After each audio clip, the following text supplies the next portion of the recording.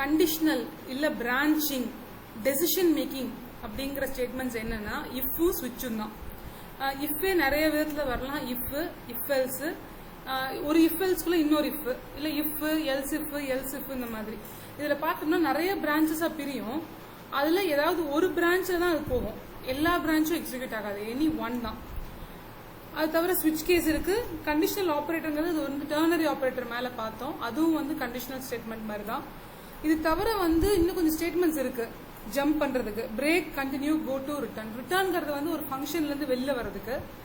Go to அப்படிங்கறது வந்து நல்ல ஒரு ப்ரோக்ராமிங் ப்ராக்டிஸ் இல்ல. ஆனா கோ டு ஒரு லேபிள்னு ஒரு ஐடென்டிஃபையர் நம்ம எங்கேயாவது கொடுத்து ஒரு காலம் வச்சிடணும்.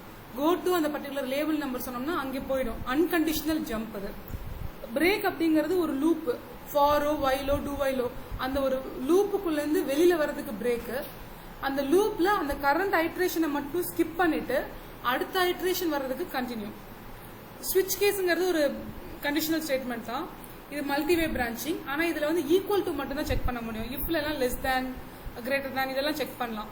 ஆனா ஸ்விட்ச் கேஸ்ல வந்து ஈக்குவல் டு மட்டும் தான். அதுவும் அந்த செக் பண்ற வேல்யூ ஒரு கேரக்டராவோ இல்ல இன்டிஜராவோ இருக்கணும். ஒவ்வொரு கேஸ்லயும் நம்ம கொடுக்கறது யூனிக் வேல்யூஸா இருக்கலாம். எத்தனை கேஸ் வேணும்னு வச்சுக்கலாம் ஸ்விட்சுக்கு கீழே.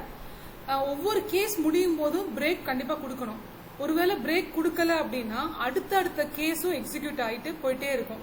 எங்க பிரேக் வருதோ அது வரைக்கும் எக்ஸிக்யூட் ஆகும். இந்த மாதிரி நிறைய ப்ராப்ளம்ஸ் இருந்துச்சு பார்த்தேன். டிஃபால்ட் அப்படிங்கறதும் ஆப்ஷனல் தான், எங்க வேணாலும் வச்சுக்கலாம். ஆனா டிஃபால்ட்டை பார்த்துட்டா இதுக்கப்புறம் இருக்க கேஸ் எதையுமே பார்க்காது. அதுதான் கடைசிங்கிற மாதிரி அது முடிவு பண்ணிக்கும்.